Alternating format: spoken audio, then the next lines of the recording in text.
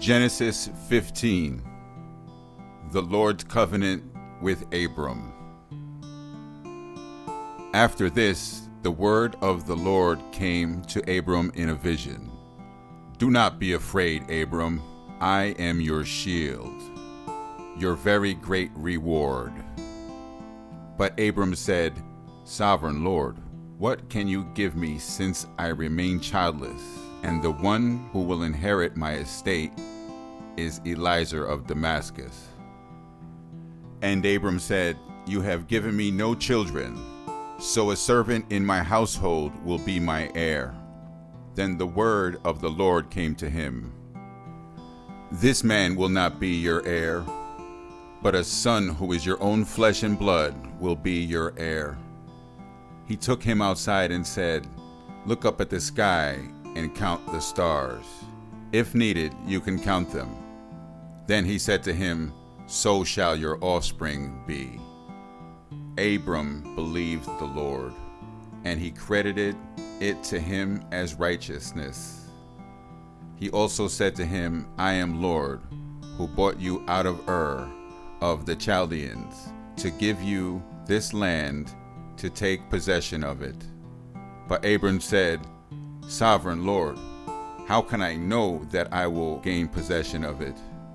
So the Lord said to him, Bring me a heifer, a goat, and a ram, each 3 years old, along with a dove and a young pigeon.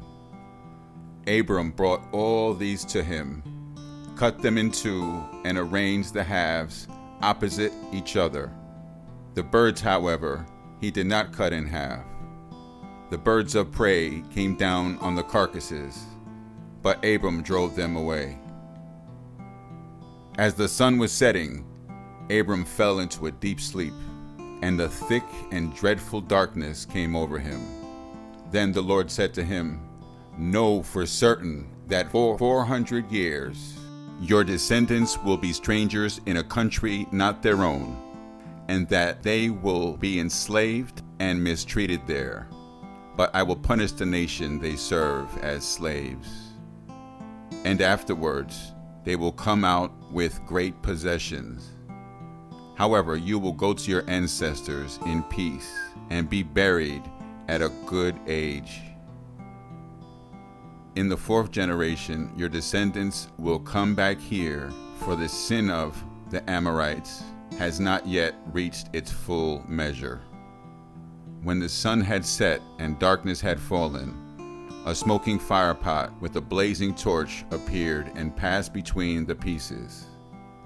On that day, the Lord made a covenant with Abram and said, To your descendants I give this land, from the Wadi of Egypt to the great river, the Euphrates, the land of Kenites, Kenizzites, Cadmonites, Hittites, Perizzites, Rephaites, Amorites, Canaanites, Girgashites, and Jebusites.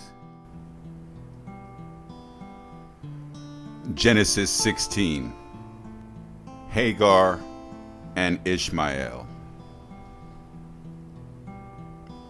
Now Sarai, Abram's wife, had borne him no children, but she had an Egyptian slave named Hagar.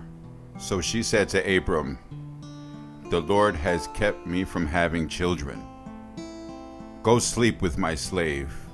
Perhaps I can build a family through her. Abram agreed to what Sarai said.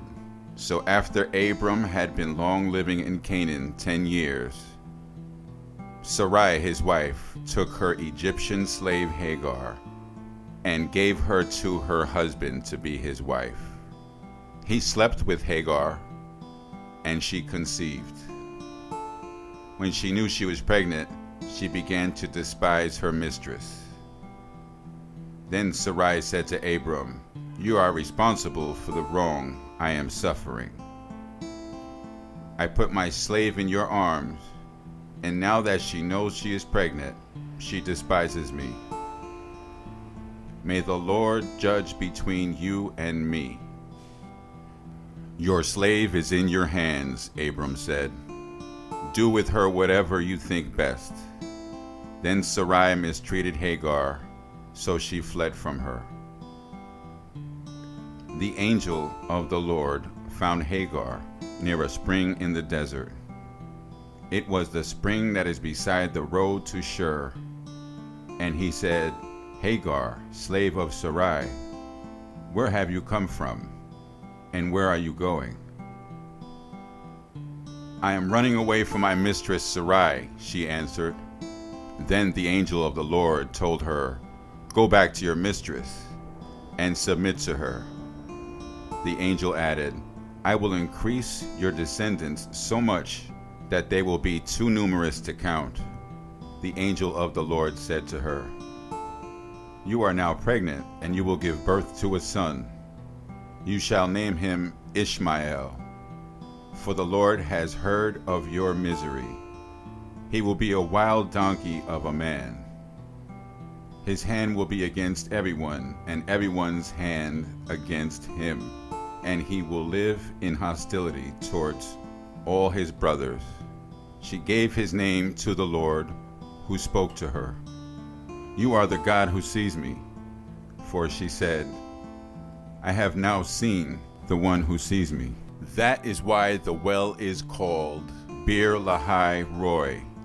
It is still there between Kadesh and Bered.